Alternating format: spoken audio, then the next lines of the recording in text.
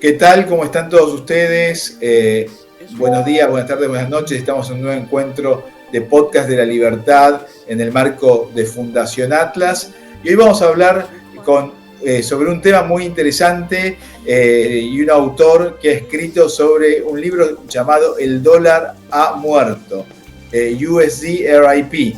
Él nos habla desde la India y su nombre es Shanmuganathan Nagasundaram. Así que, pero vamos a decirle Shan. Hey Shan, how are you doing now? Great, Martin. Glad to connect with you and your audience. Thank you for the opportunity to talk to you, and it's really interesting, your book and the title of your book. You say that the dollar is dead, and we are making transactions with that dead dollar. Right. Actually, the title of my book is RIP USD 1971 to 2026.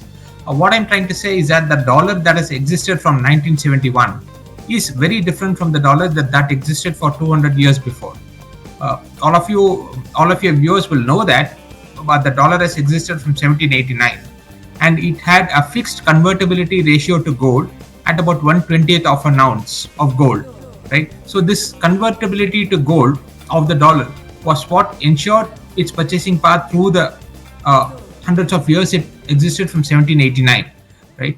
Now, starting from 1971, this backing of the dollar by gold, was discontinued, or this convertibility of dollar to gold was discontinued by Richard Nixon, and from that point onwards, the Fed has been increasing the money supply at a furious pace. Right. And that is what is causing the gold prices to go up now. And the dollar in its current unbacked state, cannot continue to exist for a very long period of time. It is going to die in the next 2, 3, 4 years. That is what I actually mean by 2026. Sometime within this decade, the dollar has to go back to a state where it is backed by gold. That is the thesis of the book. And for the US Fed to back the dollar by gold, the price of the gold has to be astronomically high, at least $24,000 to an ounce. That is what I have written in my book. And when I wrote the book, just about 12 months back, at that point, gold price was just about 2,000, 2,200. At this point, we are at 3,200. So it's been a steep rise. And I think this trend of steep increases in gold prices is going to continue for the foreseeable future, at least for the next 3, 4, 5 years. And it also means the US is going to face an inflationary depression. This is going to be much worse than the Great Depression of 1929 to 1946, because at that point in time, at least prices fell. So people who had savings, they could live. Going forward, the kind of inflation that US is going to experience is something that Argentina has experienced several times in the last few decades. Of course, at this point, your pricing has stabilized because of the non-growth in money supply or stabilization of the money supply. But US is going to experience steep inflation combined with a very deep recession for the next few years. And do you recommend to go back to gold standard? Right. See, if you look at the debt of the US, at this particular point in time, they have $37 trillion of debt. Add to that the 200 unaccounted liabilities in the form of Social Security plus Medicare. So you're talking about something like $250 trillion. For a government that has an annual revenue of something like $5 trillion. So even if they don't spend a single penny of the revenue and they pay off the debt, they'll have to do so for 50 years continuously for them to pay off the debt. There is no way the US government is going to pay the debt. So they have got only two choices. Either they say, sorry, we can't pay back the money, or they just print and give the money, like in which case the dollar is going to become worthless. By the way, people who are holding on to dollars, they are not going to get the purchasing power. Right. So the only way to restore the confidence back in the dollar is to go back to a gold standard. Right. Historically, we have tried several currencies in hundreds and hundreds of times, and it has always failed without exception when there is no backing by gold or silver. So we will have to go back to the concept of a gold standard. What people and actually most economists miss is the fact there is a vital difference between the concept of money and what we call as currency. We tend to use them interchangeably, but these two are very, very different things. Money is just gold and silver, and that has been the evolution in the market over thousands of years. Starting from about 5000 BC, Okay, when we started with wheat, and then we migrated to iron and copper at about 4000 BC, and then we came to gold and silver at about 2800 BC. So from 2800 BC up till 1971, gold has been money in the market. That's 5000 years of history almost, right? And the concept of a currency is something that every nation creates.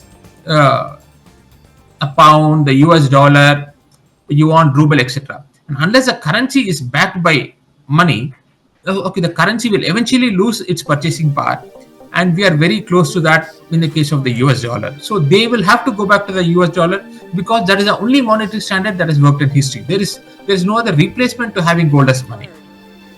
And what's your opinion about the so-called cryptocurrencies, as the Bitcoin, for example? Right. See, if you look at the properties of money, how do you identify gold and silver as money? It's not that the markets woke up one day and then they decided that gold and silver are going to be money. Right? We have tried hundreds of commodities, right? Starting with wheat, rice, cows, goats, cigarettes, salt. In fact, the word salary comes from salt, right? Salt. We tried hundreds of commodities, and eventually we settled on gold and silver as money. And that is because 5 properties have to be satisfied for any commodity to be considered as money. And I describe that as D3C2 properties. 3 Ds and 2 Cs. It's the first one is actually the most important one, and that is desirable. The product that we use as money has to be highly desired within the society. And then it's divisible, then durable, and then convenient and consistent. These are the 5 properties. Now, if you look at the first one, desirable, it is that the commodity has to be desired for its intrinsic value, apart from its non-monetary utility, and it has to be a premium product. Actually, Greenspan had written an article, Golden Economic Freedom, where he describes this in detail, where he says this article has to be a luxury good within the society for it to be considered as money. Now, people could ask, wheat is not a luxury good. How was it used as money? But we will have to look at the time period when it was used as money.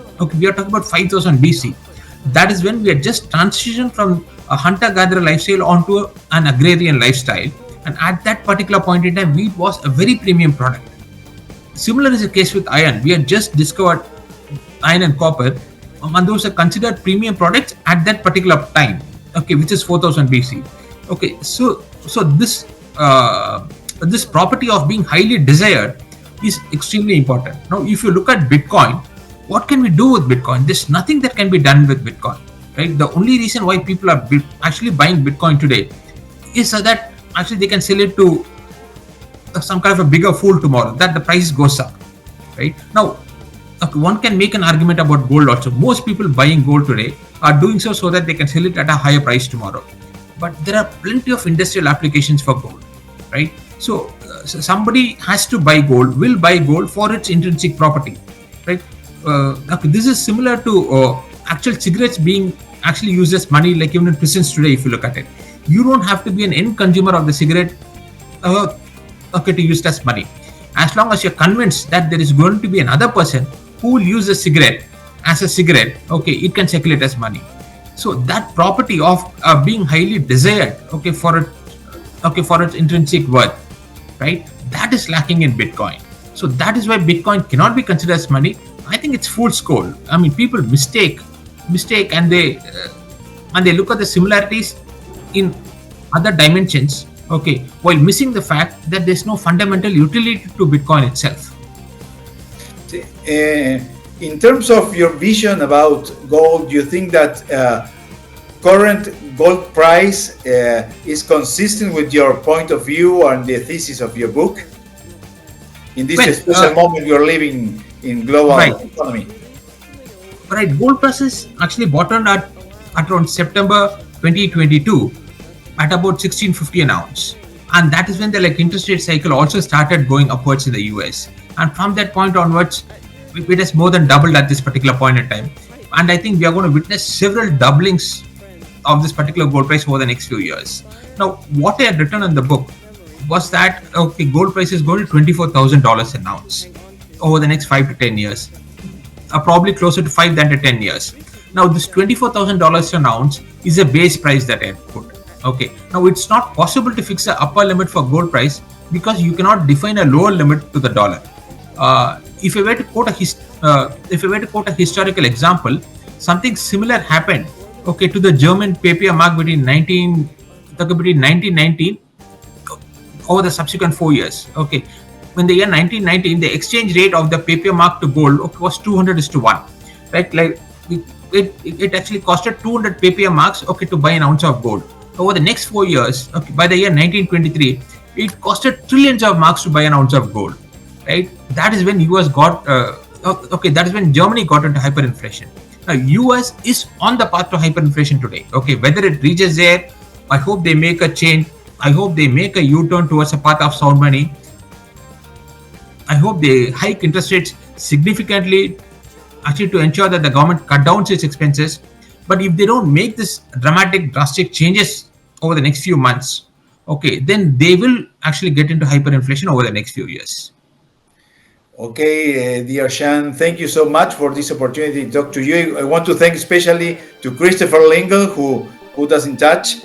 I've been with Chris the last few days in Guatemala, and thank you so much. And I'm sure your book give us a very important and different point of view about our monetary reality and the challenges we are facing in global economy nowadays. Thank you so much. Thank you, Martin. Chris has been of great help to me. When I was writing the book, he was reviewing it chapter by chapter on a daily basis. And he's been an inspiration to me for the last 2 decades. I learned a lot just by listening to Chris over the last few decades. So thank you very much once again, Martin. Thank you so much. Muchas gracias a todos por acompañarnos y seguimos trabajando desde Fundación Atlas por defendiendo las ideas de la libertad también en términos de poder elegir nuestra moneda. Muchas gracias.